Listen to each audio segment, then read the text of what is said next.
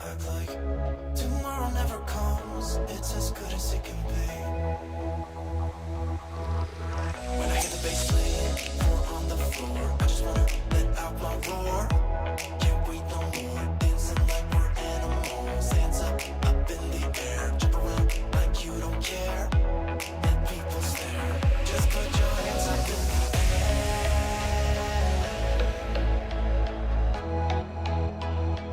Just put your hands up in the air.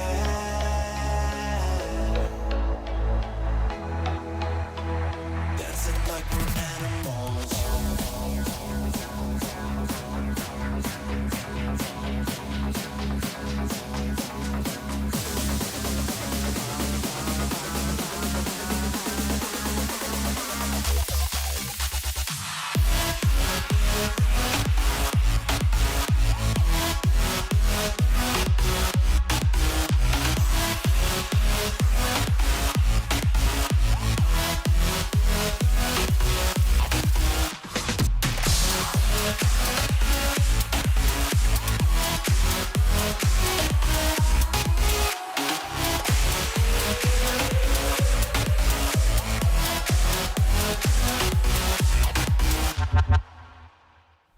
Hi, everybody. Hi, Marcus. I'm so glad you're here.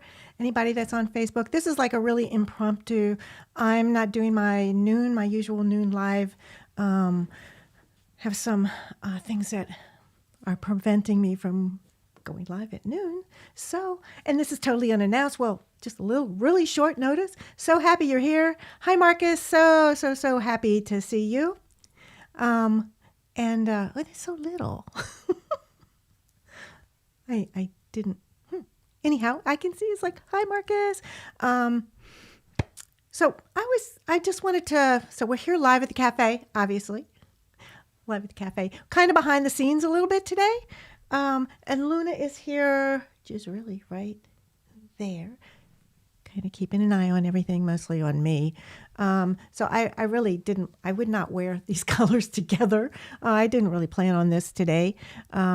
But I just wanted to say hi, and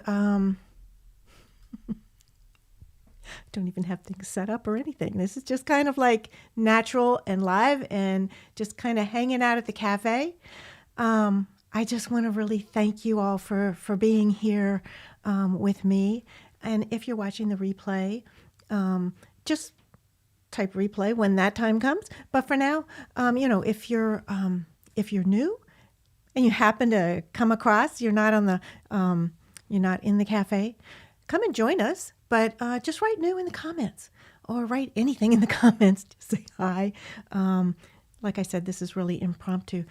There's something I wanted to try out, and it's something I think I'm going to do next week. So tell me your thoughts. I'd love to hear, if you can write something or send some. Oh, it's like, there's like it came on. Do you know what this is? Can you tell what it is? Does it show up very well on camera? It's supposed to be a fishing pole, and the point is going to be, and look, I'm going to reel it out. I don't know if it's working really good on camera, but I caught a fish. Can you see the little fishy? I don't know if this is going to show up very well on camera or not. Why in the world would I be fishing when we're talking about animals? I just wanted to tell you a little something, just a little hint about what I'm going to be doing next week. I was looking through, all kinds of different social medias, looking to see what fishing. Yes, Marcus, you're right on. Fishing for compliments. Oh, wait. There, you can kind of barely see that. But Marcus, yeah, fishing for compliments there. Can you see that better like that? I don't know. I'll move you down here. Anyhow, yes, that's kind of fishing that I'm going to be talking about. So I was, kind of scrolling through social media, doing a search on the topic animal communication, right? I wanted to see what other people are doing out there, if anything. And there were a whole bunch of people that were doing what they call readings. I never use that term. So Have you ever heard about that? Have you ever heard somebody say, hey, do a reading. I want you to do a reading on my animal, or you go to a psychic or a medium for a human, and they do a reading. So what the heck is that? A reading. To me, that is just kind of reading energy. You're literally reading the person or the animal. You're reading them. I don't do that. Oh, hi, Elizabeth. So glad you're here. So this is just kind of a casual, just kind of a fun thing, but I'm gonna do a little rant, and just so you can see, do you know what this is? Is it a good prop to use? Like, I'm gonna play around during the week, and can you tell that I am? See, I don't think I can reel it in. See, I'm not sure. I'm going to have to play and practice.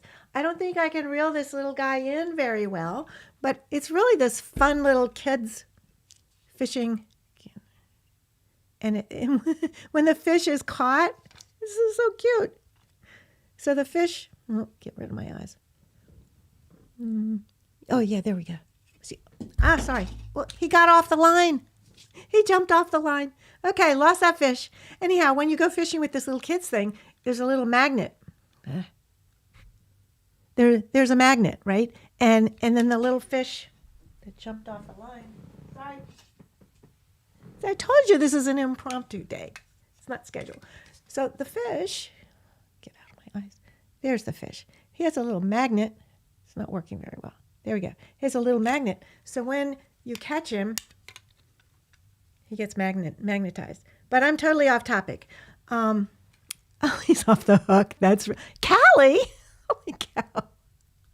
So, hey, Callie and Marcus, it blinks. Yes, it blinks. And this is fun because I never get to play with comments. He's off the hook. Yes. So you guys are getting my little kind of kind of the gist of what's going on here, right? So, live from the cafe. I'm hooked, but yes, you do. I see you blinking. Okay, so as I was saying, the reason, why would I do this? I don't know. Well, Callie, you dress up like a cookie. Oh, I got to tell you why that meant a lot, because I don't know if I saw, you, happy birthday.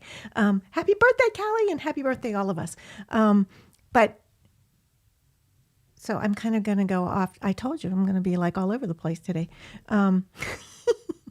But Callie, your cookie. So for those people that have taken my classes and know me as working with animal communication, but especially with Reiki with animals, a lot of people are like, I'm going to heal you, right? No. And what do animals do? Like, oh, get the hell away from me, right? It's like, wouldn't you? Like somebody come in, I'm going to fix you. I'm going, and prey animals, if you do that to them, what are they going to do? They think you're a lion or a tiger, right? So they're going to run the heck away, right? So we just offer. We just offer healing to them. And if they want to take it, if they want it, they can take it. And if they don't have to. So the example I give, so Callie, this is your cookies. I offer a plate, pretend this is a plate, of cookies, Reiki cookies. So the animal can take as many as they want or none at all. And my ego is not going to be hurt if they say like, hey, no thanks, I don't want any cookies now. So it's all about, and the same thing with a human, but there's a kind of a contract between we humans. When somebody comes for a Reiki session or a massage or whatever, you came there for a reason, right? But as in the case of animals, a lot of people doing that modality will actually physically hold the animal and then put their hands all over them. And they, first of all, didn't even ask the animal if this is something that they would enjoy or that they would want. And so the animal has no control, as is often the case with them, especially horses, putting cross ties and all of that stuff. So I'm rambling on, Callie, but that's why I said I would love to have your cookie suit, because I'm always doing things about Reiki cookies or Reiki brownies or, whatever food you like, Reiki carrots. And then here you just offer, would you like some? Oh, you want the whole plate? Okay. Well, it's like Okay, you ate the whole plate. There's nothing for the next person. Yes, there is, because there's always more. There's never a lack. So it's kind of cool. But, oh, you guys are so cute. I just love you guys. Do I get a cookie? Marcus, you can have as many as you want. Like, there's this unlimited supply when it comes to Reiki, which is, I wasn't going to do anything about Reiki. That's really funny. Reiki is a Japanese word. It means translates, literally, spiritual energy. And so think about, you've probably heard the Chinese word qi. So qi is just the Japanese word for qi, which is the life force, energy, the life force that gives all life, us, animals, plants, everything, life. Birds would eat all the cookies. Bird would eat, your bird would eat all the cookies. Yeah, and then guess what? Here's the thing that's so cool. There's more when it comes to Reiki, spiritual energy. Because when there's not, we're no longer breathing. So there's always more. And that's one thing I love, because a lot of people get into that place of lack. I don't have enough. Oh, they drained me completely. Oh, it's all, it's all gone. No, you take a breath in and you got more. Isn't that kind of cool? So, I mean, when I learned that, and the animals kind of taught me that, it changed everything for me. So, but that's why I kind of love using the example. It sounds like you guys are kind of relating to, would you like a plate of cookies? And it can be anything you want, like, what's your favorite food? Then you could tell somebody, like, pretend if you were teaching, or, in my case, it's teaching, offering a plate of Reiki pasta, or offering a plate of, in the case of dogs or cats, whatever their favorite treat is. A horse might like apples, or, whatever it is. You just make it up and play along with it, and then you just offer, right? And then they can take whatever they want. Yeah, it's so true. Okay, but I digressed. Back to fishing. And my prop for, I'm hoping next week, and then I'm thinking about playing around with it during the week. I don't know, but fishing. So like I was saying in the beginning, I was looking through social media, and I wanted to see, what are other people that are animal communicators doing on social media out there, right? I just was curious. And it seems like a lot of people are doing, see, I found my way back. I finally circled around.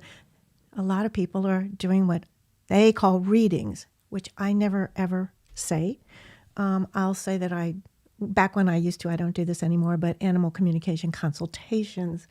So I just, all my buttons got pushed. I was listening to one person after another, and they were really sweet. They were really fabulous. Some of them were really good. But you've probably seen, maybe, there used to be some shows that there were these fabulous mediums, and I won't say their names, but they were on TV. So everybody knew who they were. And there was even like the pet psychic. I'm not going to say her name. But there are people that have this style, and they do what is called fishing. So just like what you mentioned, Marcus, they're fishing for an answer. So some people, you've probably seen this before or heard that. It's like, I have somebody here. I'm not putting anybody down. It's fabulous what they do. It's just not what I do. But I have somebody here. It's a man. He's really tall. He has a red beard and a mustache. He's smoking a cigar. Does that mean anything to you? Fishing. Does that mean anything to you? Right? And so that's how they work. And a lot of people do that. A lot of, it's a natural thing, because it's a scary thing to say. Like your horse. A lot of people would say, do they have a blue bucket? Fishing. Right? Because you asked that question, but you didn't say what you got.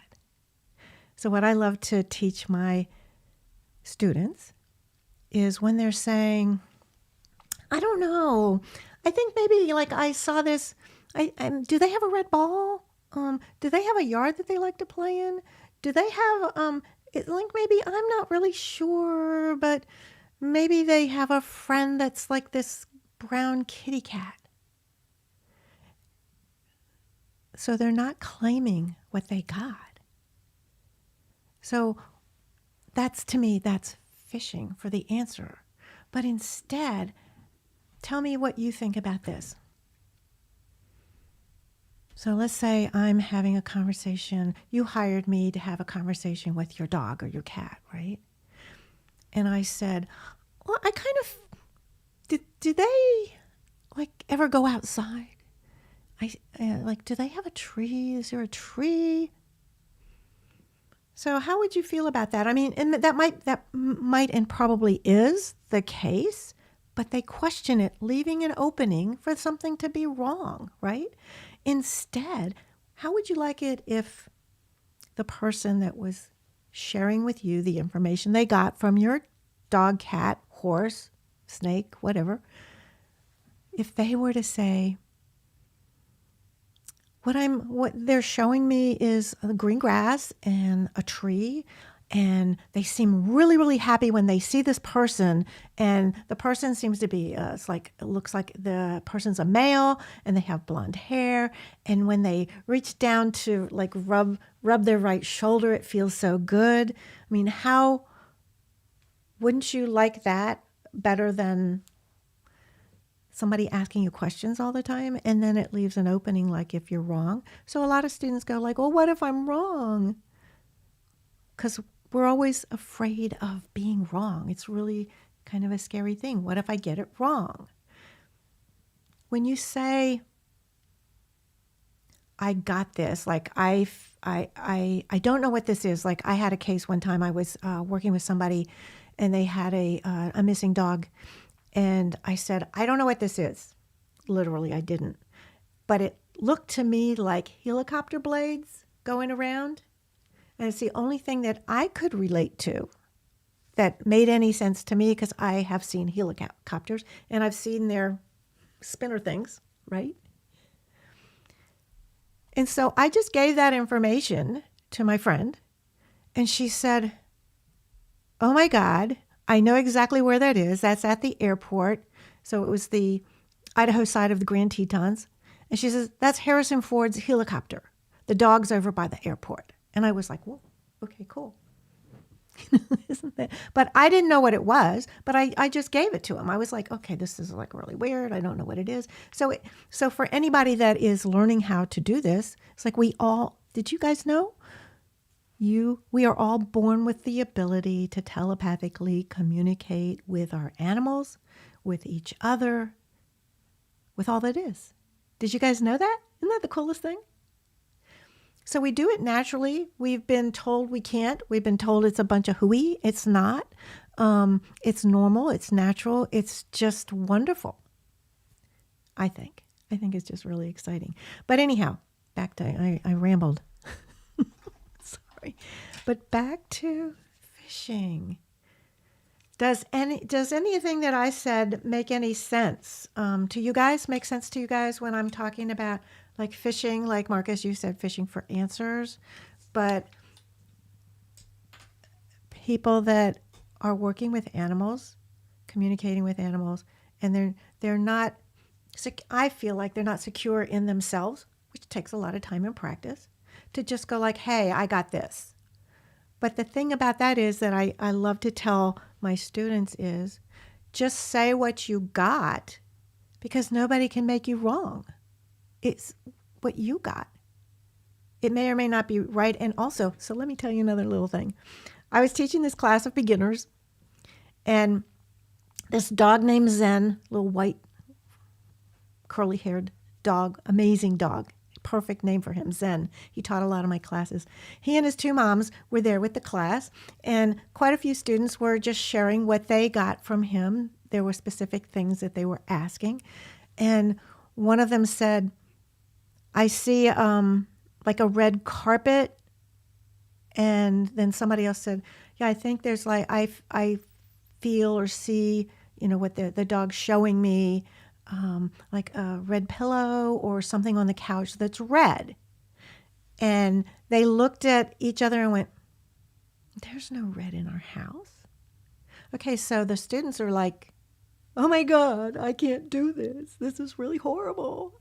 And I've done that myself.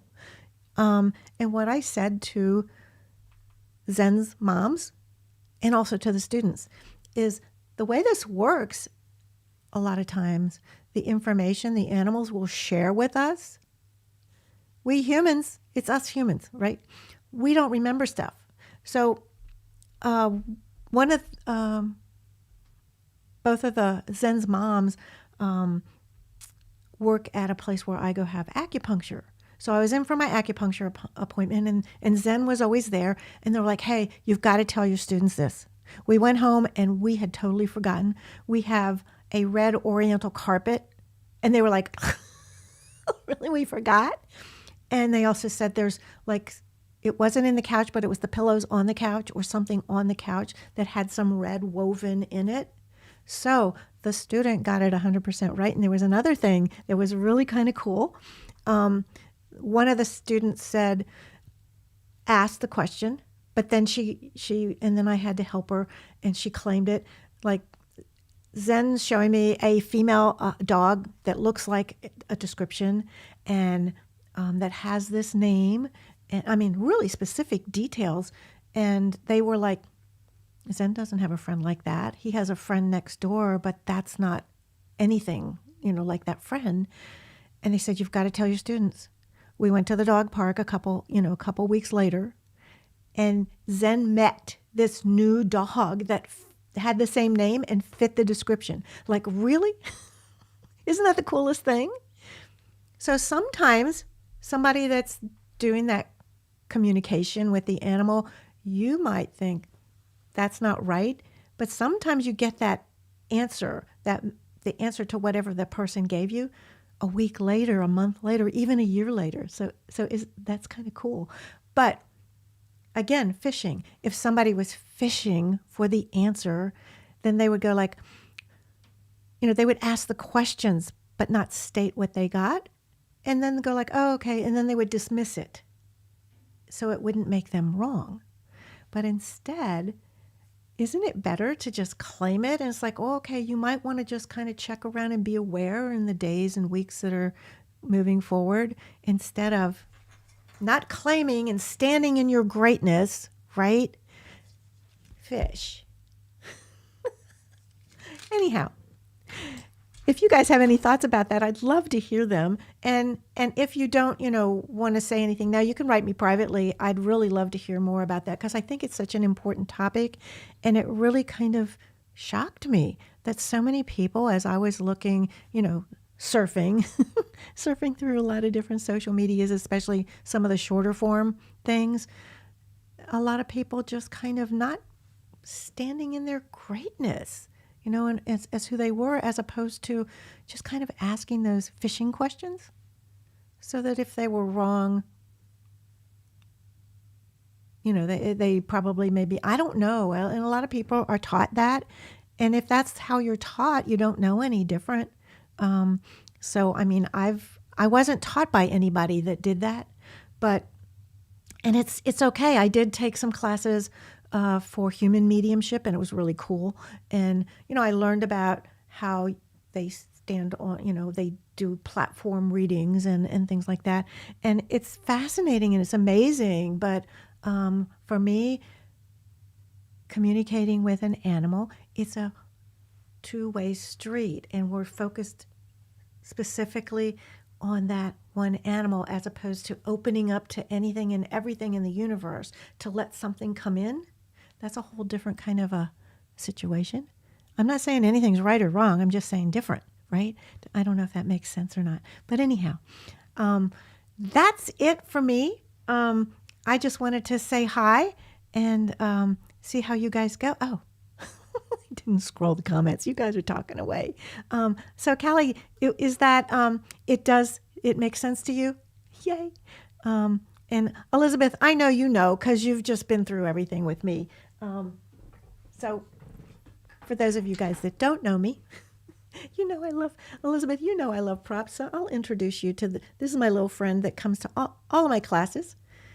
It's the closest I could come, whoopsies, It's the closest I could come to a British judge. So I call this little guy the judge, even though he's a Beanie Baby, class of 98. So he's been around for a while. So when in class, in an animal communication class, sometimes Reiki, but mostly animal communication, because that's when everybody is like, I can't do this. I'm horrible. Or they, we do an assignment and they are afraid to share what they got, right? I don't know, maybe. And then they start doing the fishing. So Mr. Judge comes into play because we judge ourselves, don't we? And he goes, don't judge yourself. You've got to have fun, right? And so sometimes I'll hand the beanie, I'll hand the judge to the person who this is like being hard on themselves. I always have boxes of tissues too, because it can get emotional because we want to talk to our animals so bad, right? I mean, wouldn't you want to hear what your animal has to say? Because they have a point of view. They do. Oh my God. And they're so funny sometimes, and they can be really serious, but the judge always pops up. And I had one class, I've had several, where, back in the days when we were in person, we'd be sitting in a circle and somebody'd have, be holding the judge, just like, because I gave it to them.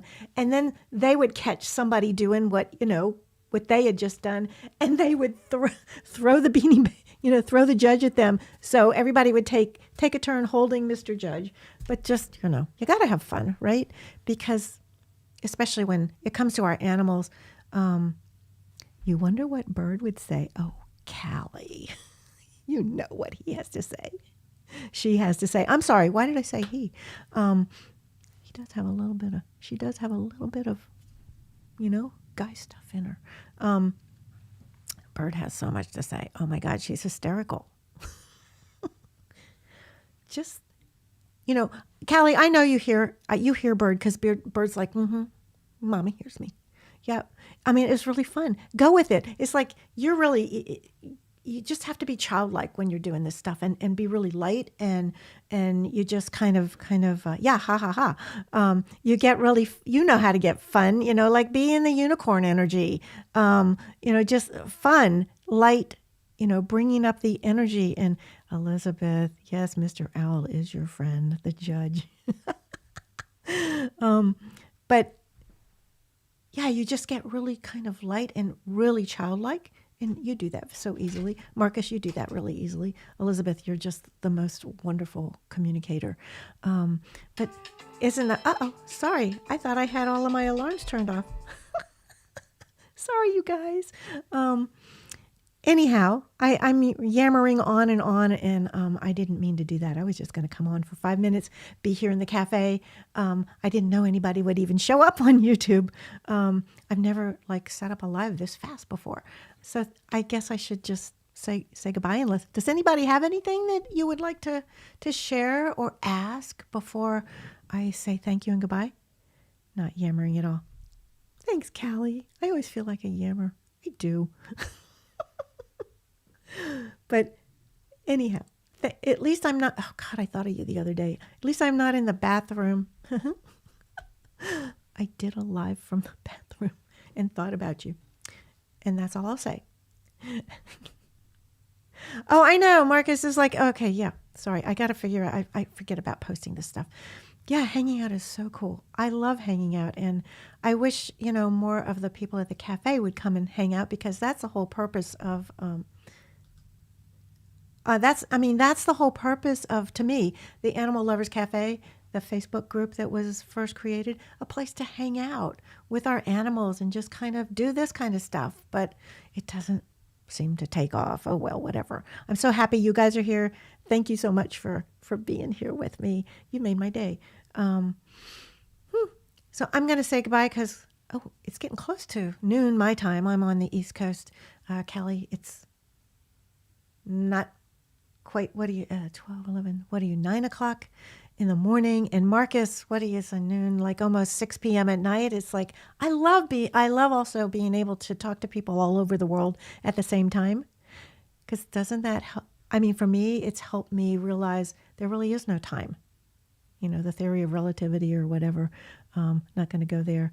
But I know. I just really want to, invite everybody to come and join us and have fun, because it is so much fun. And building a community together, coming together, whether you have animals or not. When it comes to the Animal Lovers Cafe, you don't have to have an animal to come and be part of, because I know, Marcus, you don't. And you're so funny. Yeah. Thank you. I mean, but that's how I feel. It's just so nice to have like-minded people, especially. We say, especially now in these times, it's always these times, it's always the now. So being able to come together, and for me, it's all about the animals. So animals, just whoever they are, make my life so much better. And flies in the summer. Marcus, you've got to read this book. It's called Kinship With All Life. Callie, you too. It's like when how people, they have a course and then they'll recommend, like, read this book or do this something, right? I recommend, it's not a book that any of my teachers have written. It's a little book called Kinship With All Life by J. Allen Boone. It was written in the 50s. It's only like that thick.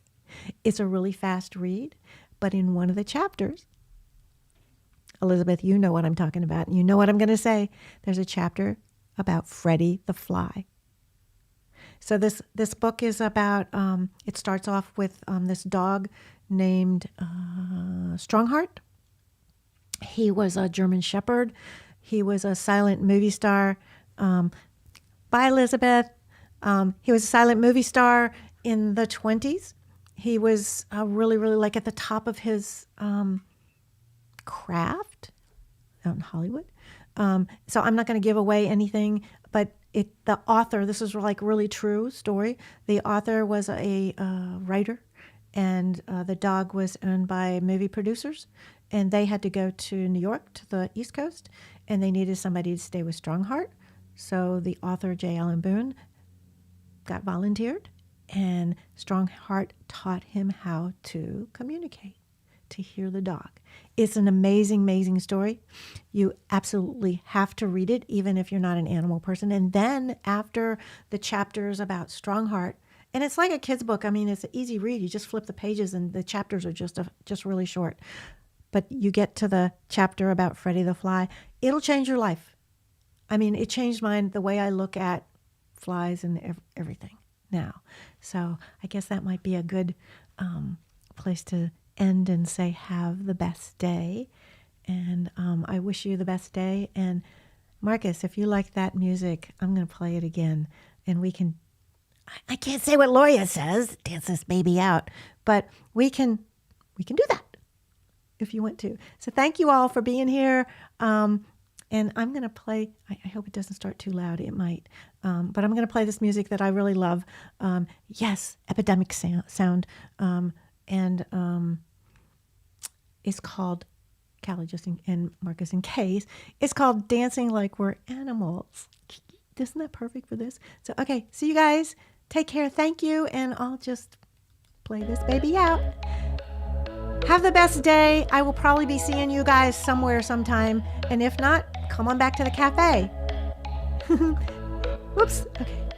Oh, hey, Callie. Wait, what was that? We're shutting down our minds. We just want to feel that rush.